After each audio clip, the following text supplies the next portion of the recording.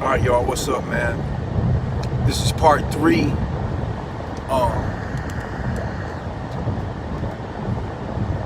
War with the natives and shit. All right, so we were to the point where I had came across the individual that I first had contact with, Ghost.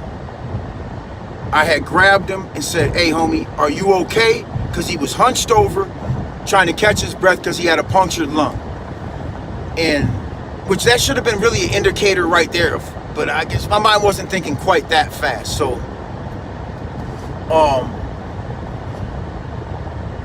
I said, "Hey, homie, are you okay?" And he looked at me and was like, hey, here he is, right? Hey, y'all, here he go. And I'm like, "Oh, you mother." So I grab him by the shirt. Because I didn't grab him, I like put my hand on his back at first, because I really wasn't gonna hit him. Like, even if that was him, I probably would have left him alone. But he got to calling for his homies again. Remember, that's what he did the first time. So he gets to calling for his homies again. But mind you, they done retreated. So I hit him up his backside. I hit him up his front left side. When he ran, I hit him up his back right side.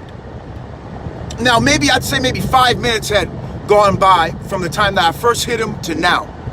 And obviously his homies left him. They shouldn't have left him, because I don't know why it was just chaos, so they probably didn't intentionally leave him.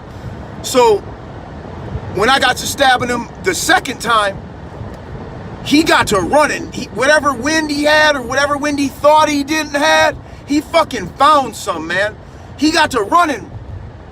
And I seen a flashlight, because there was maybe more than one flashlight, but I remember one flashlight that I remember sticking out. There was one flashlight, maybe more, but I just remember one. And then, mind you, there was that fire that was going. So at this point, we're not even by the fire. I want to say the only real source of light is that flashlight for the most part, aside from maybe the moonlight. So I don't know, it's maybe 11, 12 o'clock at night. Maybe later, maybe earlier, I don't even fucking know, but it's dark and it's pretty late for the most part. And so I hit him up, he runs off, screaming like a bitch, like he was looking for me. He popped his head up like he was like looking for me, like he stayed there looking for me or something. Which, he just was a shit starting ass bitch, man, you know what I'm saying? Like, okay, so Buddy runs off, I go for the flashlight, and this girl has the flashlight. I have no clue who this ever was in life. Whoever this was probably never forgot this incident. But I've been through so many things that I didn't forget it, but I'm sure, I just don't know who the fuck had the flashlight. Don't even know what they look like. I just saw the source of light and wanted it. So I'm like, "Give me that fucking flashlight." So I grabbed for it, and for some reason, this person held on to that flashlight like they didn't. I don't know, they held on to the flashlight as if it was like meant something to them, like they were ready to like go out behind it or something. It was weird, because it was just it was a girl. I was probably maybe 18 or 19 at the time. I remember it was a female that had it. For some reason, she just wouldn't like give the flashlight up right away. So I pried the flashlight over her hand, like, what the fuck? So I get to chasing them, but see, what the problem is, if I'd have got the flashlight right away, I would have killed him, because at the point where I stabbed him up and he ran off screaming, I had made a conscious decision in my head to kill this motherfucker.